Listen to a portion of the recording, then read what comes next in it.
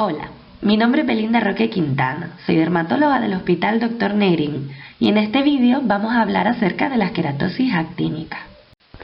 Estas son lesiones premalignas, aunque hay autores que las consideran carcinomas epidermoides superficiales, es decir, in situ, con un bajo nivel de progresión, que aparecen sobre áreas de piel con daño solar crónico. En las imágenes podemos ver pacientes con numerosas queratosis actínicas en cuero cabelludo, dorso de mano o cara. La prevalencia en España es del 28,6%, pero esta sube hasta más del 60% en pacientes mayores de 80 años. Es por tanto una enfermedad muy prevalente en personas de avanzada edad.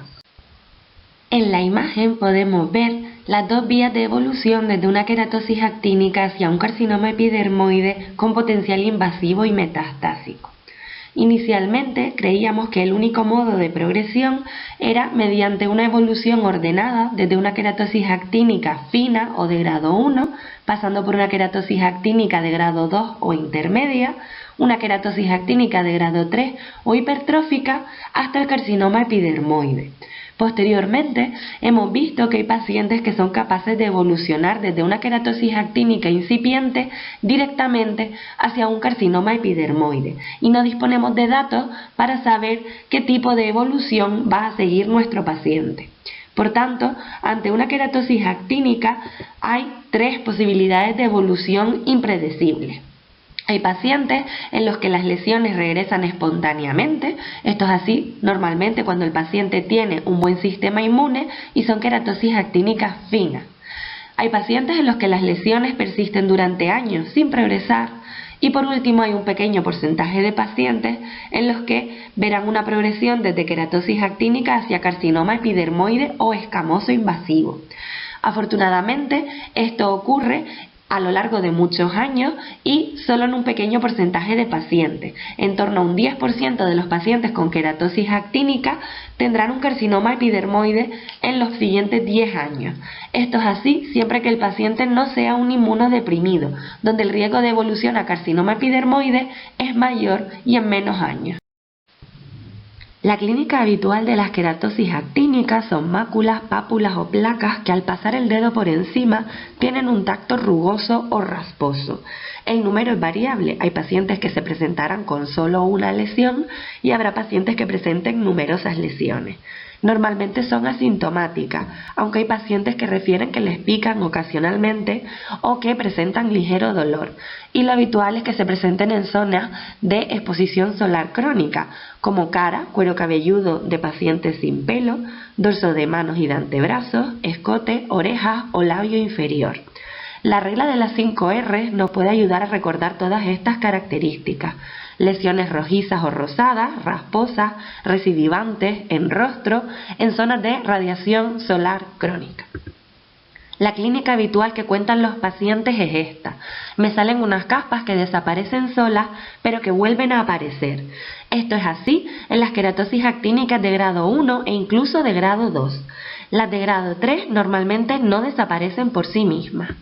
La dermatoscopia nos es de ayuda para el diagnóstico, siendo habitual el patrón en fresa, que es que sobre una base eritematosa vemos aperturas folliculares blanquecinas que nos recuerdan al aspecto de una fresa, o las estructuras llamadas rosetas, que son 4 puntitos blancos agrupados alrededor de un punto central.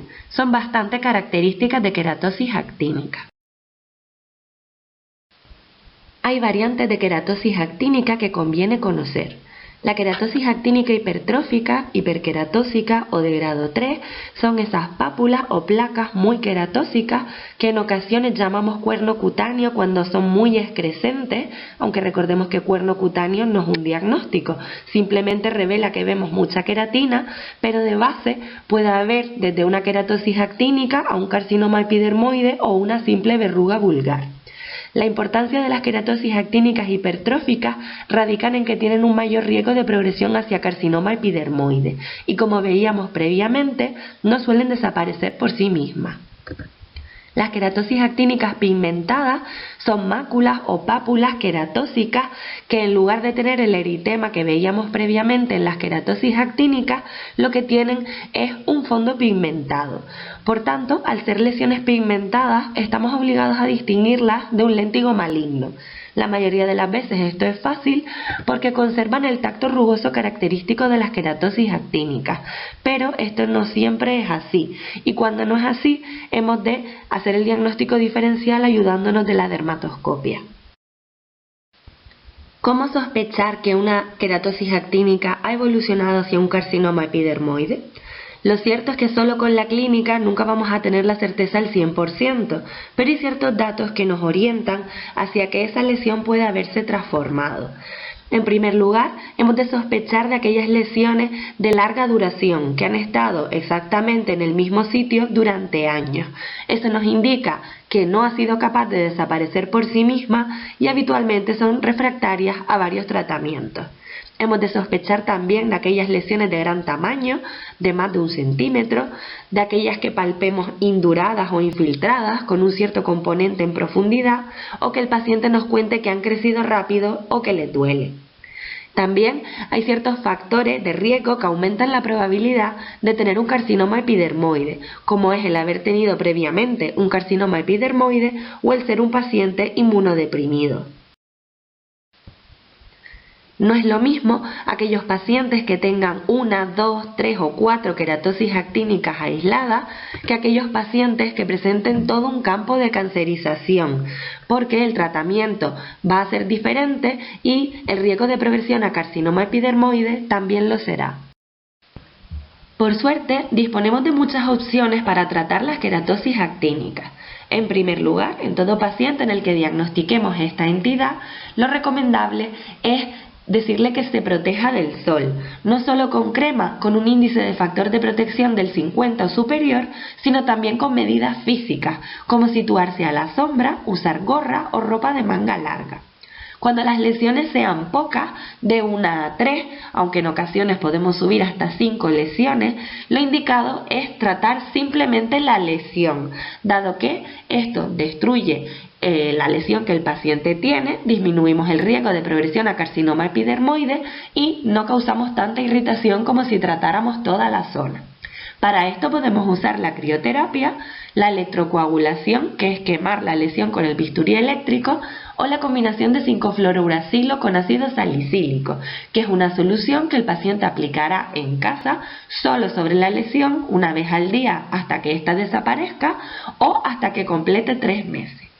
Si el paciente presenta en una misma zona más de 3 o 4 lesiones, lo indicado es tratar todo el campo de cancerización, dado que, aunque vayamos a causar más irritación, estamos previniendo que en el futuro aparezcan más queratosis actínicas en esa zona. El tratamiento más conocido es el diclofenaco, que es una crema que se aplica 2 veces al día hasta completar 90 días. El 5-fluorouracilo es una crema que irrita bastante más que la anterior y que por tanto se aplica menos, solo 1 vez al día y durante menos tiempo, solo durante 30 días seguidos. El imiquimod depende su pauta de la concentración. Al 5% la recomendación es aplicar un sobre 3 días en semana, mejor días separados, hasta completar 4 semanas, mientras que el imiquimod al 3,75% lo recomendable es aplicar un sobre al día 14 días seguidos, posteriormente descansar 14 días y por último hacer una nueva tanda de tratamiento 14 días seguidos. La tirbanibulina es uno de los últimos tratamientos en ser comercializados y aunque actualmente requiere de visado de inspección que ha de hacer el dermatólogo, conviene conocerlo, dado que su pauta de aplicación es muy cómoda.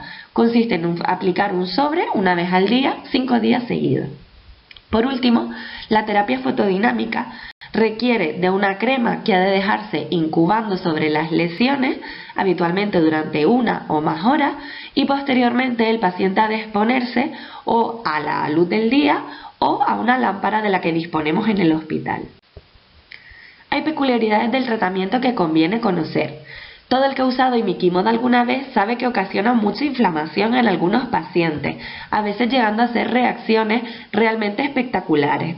Es importante decirle al paciente que no tiene de qué preocuparse y tranquilizarlo, porque estas lesiones van a desaparecer por sí mismas sin dejar cicatriz, y con la ventaja añadida de que cuanta más inflamación ha ocasionado, habitualmente mayor es su efecto terapéutico. El 5-fluorouracilo también irrita, pero bastante menos que el imiquimod. La tirbanibulina tiene la peculiaridad de que habitualmente la inflamación ocurre tras haber finalizado el tratamiento. Por último, el diclofenaco, de todos los tratamientos dirigidos hacia el campo de cancerización, es el que menos irrita, pero aún así puede ocasionar sequedad y una cierta descamación de la piel. Lo ideal es informar al paciente de todos estos posibles resultados antes de comenzar el tratamiento, para que no se asuste. También hemos de conocer la presentación de estos productos. El 5-fluorouracilo en combinación con ácido salicílico se comercializa con un pincel, por lo cual está diseñado específicamente para tratar lesiones concretas y no todo el campo de cancerización. El imiquimod y la tirbanibulina, aunque son tratamientos de campo, se comercializan en sobres que tienen poca cantidad de producto, por lo cual, aunque han de aplicarlo sobre toda la zona a tratar, no son recomendables en zonas muy extensas, dado que no se recomienda usar más de un sobre al día. Por último, el diclofenaco y el 5-fluorouracilo se comercializan en un tubo, por lo cual es mucho más fácil repartirlo en zonas amplias y podemos guardarlos para tratamientos más extensos. Hay contraindicaciones que son importantes conocer. Por ejemplo, el 5-fluorouracilo, aunque sea aplicado tópicamente, puede generar una interacción mortal en los pacientes que toman bribudina, que es un fármaco que se emplea en el herpes zóster. El diclofenaco, aunque sea usado vía tópica, está contraindicado en los pacientes con alergia a los antiinflamatorios no esteroideos. Hemos de recomendar al paciente ciertos trucos para que todos estos tratamientos irriten menos.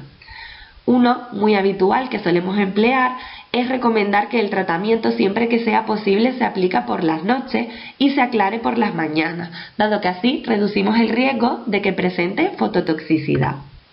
También hemos de recomendar suspender todos los productos en la misma zona que puedan ser irritantes, como perfumes, cosméticos antiedad, y recomendar que use jabón en esa zona solo una vez al día, dado que lavar con mucha más frecuencia esta zona solo hará que la piel se seque y se irrite con mayor facilidad.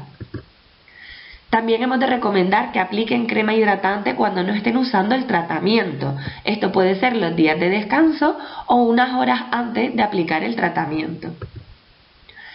Aunque antes hemos visto las pautas recomendadas en ficha técnica, lo cierto es que muchas veces hay que saltarse estas pautas, dado que los pacientes no las toleran, y que es mejor que el tratamiento lo use 3 veces en semana que lo use los días seguidos y lo suspenda. Por tanto, mientras el paciente cumpla la duración total del tratamiento, lo cual muchas veces requiere que en vez de usarlo 90 días de tiempo cronológico, esto se pueda prolongar 5 o 6 meses, pero mientras complete los 90 días de tratamiento en total, la pauta sigue siendo válida. Si aún así el tratamiento siguiera irritando mucho, lo cual podemos ver muchas veces con el imiquimod, lo que podemos hacer es recomendar al paciente que haga un descanso hasta que su piel se recupere. Habitualmente esto tarda de unos 5 a 7 días y posteriormente, una vez ya esté bien, puede retomar el tratamiento, pero con una menor frecuencia de aplicación. Para acabar, repasaremos el manejo de las queratosis actínicas en atención primaria. Siempre que sospechemos un carcinoma epidermoide, ya sea porque el paciente refiere que la lesión ha crecido muy rápido, que le duele o que nosotros apreciemos que esa lesión tiene un gran tamaño o está indurada, lo indicado es hacer una interconsulta vía teledermatología. En pacientes con una sola queratosis actínica, sea o no inmunodeprimido, podemos intentar tratarlo. En primer lugar, recomendaremos fotoprotección y en segundo lugar, recomendaremos un tratamiento dirigido específicamente a esa lesión. Si, tras completado el tratamiento, esta lesión persistiera, hemos de asegurarnos de que el paciente ha hecho el tratamiento bien, dado que, como hemos visto, muchos de estos tratamientos irritan y los pacientes a veces no son capaces de completarlo. En este caso, lo indicado es pautar otro tratamiento y no pasa nada por usar un tratamiento de campo en una lesión aislada. Por último, si esto no fuera suficiente o el paciente desde el principio hubiera hecho la pauta correctamente, lo recomendable es hacer una interconsulta a dermatología. En pacientes con numerosas queratosis actínicas que no estén inmunodeprimidos, además del fotoprotector, hemos de tratar con un tratamiento dirigido al campo. Nuevamente, si hubiera persistencia y nos aseguramos de que el paciente ha hecho el tratamiento bien, lo indicado es hacer una interconsulta a teledermatología, mientras que si el paciente no ha hecho el tratamiento bien, lo indicado es disminuir la frecuencia de aplicación o cambiar de tratamiento. Y por último, en los pacientes que tengan numerosas queratosis actínicas siendo inmunodeprimidos, podemos mandarlos directamente a teledermatología, dado que estos pacientes, como hemos visto, tienen un mayor riesgo de evolución a carcinoma epidermoide.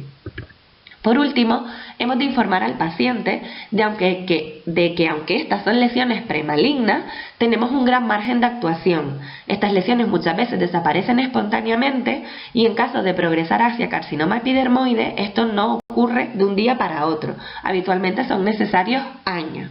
Por tanto, hemos de tratar siempre las queratosis actínicas, pero no es necesario alarmar al paciente. Y esto sería todo. Muchas gracias por vuestra atención y espero que la charla les haya sido de utilidad.